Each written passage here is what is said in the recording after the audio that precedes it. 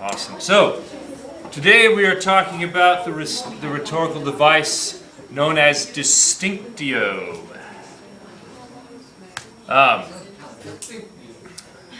So distinctio is a form in which the writer elaborates on the definition of a word. Words in the English language are slippery fish. Distinctio allows you to tell the reader exactly what you mean by the word or phrase that you are using. Because if somebody thinks you're saying something and you actually aren't saying that, they're going to be confused about what it is you're trying to actually say.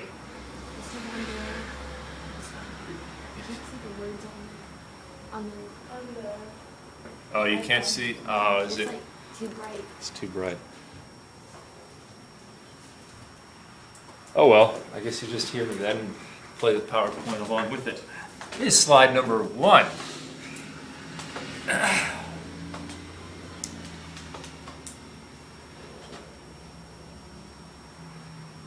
So, moving on now. Almost moving on now. How about now? No. How about now?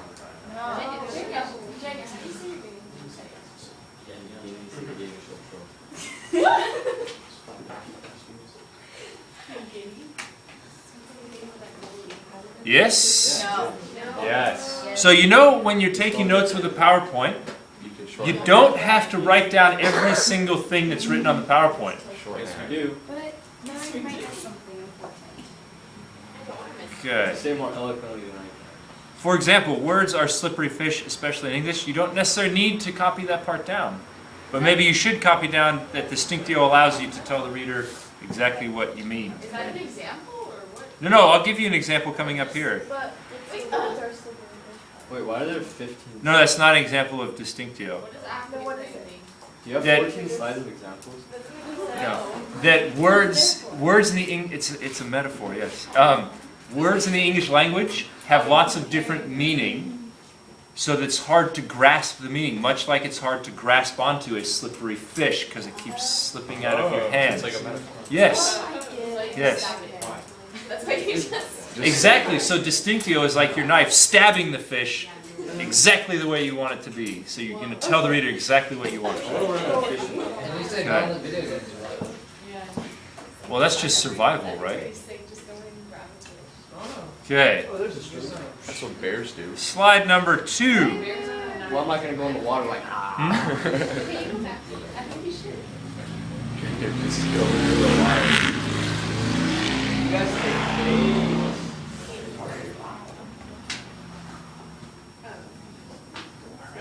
It's like 3 seconds. All right. So here is our first example. Before we can discuss immigration, we need to agree on the fact that there are huge differences between legal and illegal immigration. So, the word would be immigration, right? And you are clarifying, hey, there's actually a distinction between legal and illegal immigration. We need to make that clear so that when I say immigration, you know that I'm talking, which one I'm talking about, all right?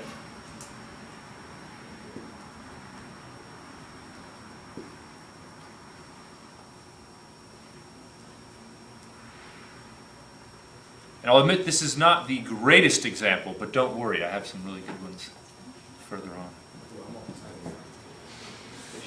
I know, I can feel the excitement just emanating from your brains.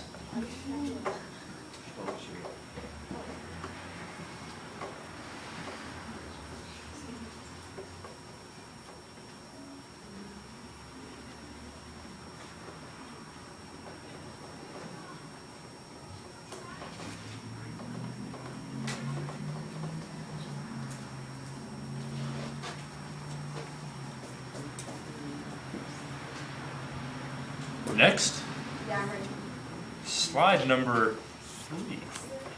Here are some uses. Why would we use distinctio, right? We would use distinctio to ensure that the reader understands what you mean with a word or phrase. However, word of caution, don't just strew your essay with definitions. It will make your essay feel distracted and disjointed. You just keep throwing definition after definition in there, it's going to be just an essay of definitions and you're not really going to get to say much of anything.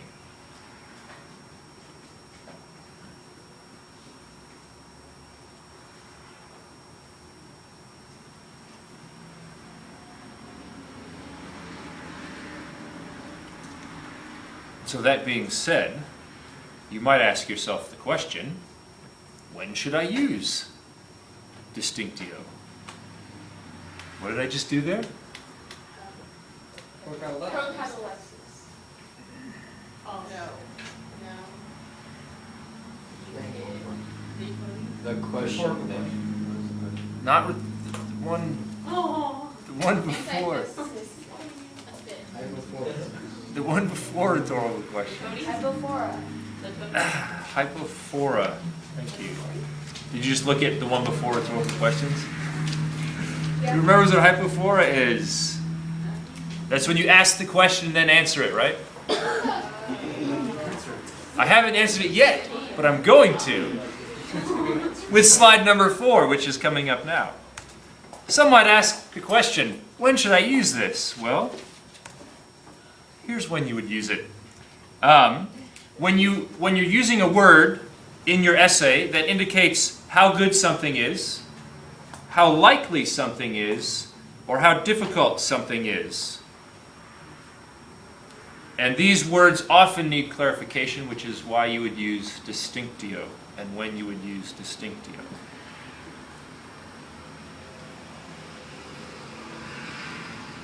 For example, he is the best first baseman. Well, by best, I mean he doesn't make any errors, his batting average is high, and he hits a lot of home runs. Based on those things, right, this guy is the best. Yeah? Because what I determine as being the best might not be what someone else determines as being the best, right? So how good something is. Okay? And we'll get some more examples as we go on. And then you might ask yourself, well, yeah, but how do I introduce distinctio? How do I introduce a definition? And the answer would be in slide number 5. Tell me, Mr. Rondero, how do I introduce this? Well, Jake, you can use linking phrases such as which is to say, or by which I mean, or other such phrases as those. Or you can put the definition in parentheses immediately after the term that you are defining. I do that all the time. Yeah? You're using distinctio and you didn't even know it. Danny? So like with English teachers that I've had before, they say that when you use like the pronoun I, it kind of weakens and Yes. There's actually quite a debate going on right now amongst English teachers in college, high school as well, that say trying to force you to try to change, rather than saying by which I mean, you might say which means, right? You've eliminated the pronoun I, but it's still actually what you mean. So you might as well put it in there, by which I mean. If you do it all the time, I believe, I think, I know, I found, right? Then it sort of gets, sort of, yeah. If you use it a little bit, it's okay. As far as the debate goes now. But also, granted, it's okay if you use it a little bit with me. With another teacher, they might say don't ever use it at all. So then you're going to have to adjust your writing style to that teacher because that teacher is the one giving you the grade, right? And typically, I mean, if you're using, say, a personal experience as part of your essay, you're going to use the personal pronouns, right? But if you use it too much, that's when it sort of becomes Okay, now this just seems like opinion rather than they've done some research on this. Okay. So, first example. Well, second example, really, but first of the better ones. Slide number 6. There we go. Communism, by which I mean the socialist communalism, which comes after the centralized state, has yet to be tried anywhere in the real world. Because if you just said communism has yet to be tried anywhere in the real world, there are actually mountains of evidence that would show that communism actually has been tried in the real world. So therefore you have to clarify what you mean by communism. So you would use distinctio. You see how you put it in there though? You have a comma, then your definition, and then a comma, right? So your sentence here would actually read, communism has yet to be tried anywhere in the real world. So that is your sentence. The stuff in between the commas is actually just added in there. So when you're writing it, you have to make sure that your sentence makes sense, your complete sentence makes sense from the first part of it, and then after the next comma should be a complete sentence. Because if you say communism yet to be tried anywhere in the real world, but you have all this stuff in the middle, it's not a complete sentence because you need the word yet. Or excuse me, you need the word has in there to make it complete. Does that make sense what I'm saying? Yeah? Yes. No. Okay. Let me see if I can block some of this stuff out here. So, if you were to just say, communism has yet to be tried anywhere in the real world. Complete sentence, right? So, when you're adding information into the middle of a complete sentence, and you use commas on either side, these commas indicate that this is extra information in here, right? That you don't necessarily need, but you actually do need it, but to understand it. But this part here is actually not part of the complete sentence because we have commas on either side, which means we could pull that whole thing out and you would still have a complete sentence here, right? So what I'm saying is, make sure that when you start here before the comma and when you finish after the comma, make sure those two parts make sense together. So you wouldn't say communism to be tried anywhere in the real world, right? Because sometimes when you're writing and you put this extra information here, it can sort of throw your first idea so you don't complete it properly, right? So you want to make sure you complete your original idea properly and then put in the extra information so that your original idea is still complete, right? Okay. And those of you at home, you can't see the words up there, but that's okay. So hopefully my description was stellar enough that you don't need to. Example number 2. At this point, we have a short time left. A short time being less than 50 years.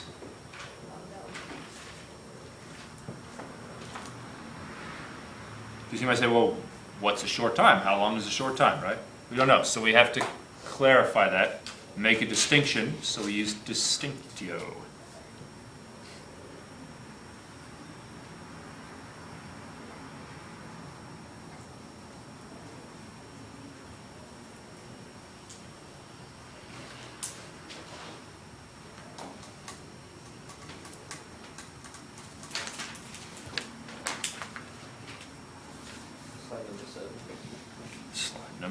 No, this will be slide number. That was slide number 7, yes. This will be slide number 8 coming up next. Example number 3. Somebody's phone is whistling at them. The most popular, misspelling right there. Internet search engine. The most popular internet search engine, which is to say Google, not Yahoo, the obsolete Alta Vista, Wikipedia, or Ask.com, attracts nearly 500 million searches every hour. So you have clarified what you are saying the most popular search engine is, right? Which is to say Google. You don't necessarily need all this other stuff in there. If you just had which is to say Google, you could. However, if you wanted to put down some of the other ones, you might list them there to say that they are not the most popular, right? Because remember, everything that you write is written for a specific reason. Okay? If you added it in there, you added it in for a purpose. If you're pointing out that these aren't very popular, it's kind of saying you don't think they're very popular either. Okay? Regardless of what the facts say that Google is the most popular based on, you know, say searches every hour, right?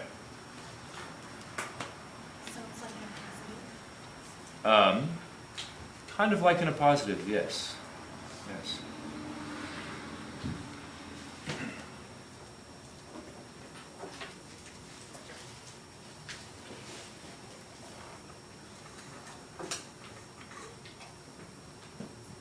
Although with a positive, it's more like you're giving extra information about the subject, whereas this you're defining what it is.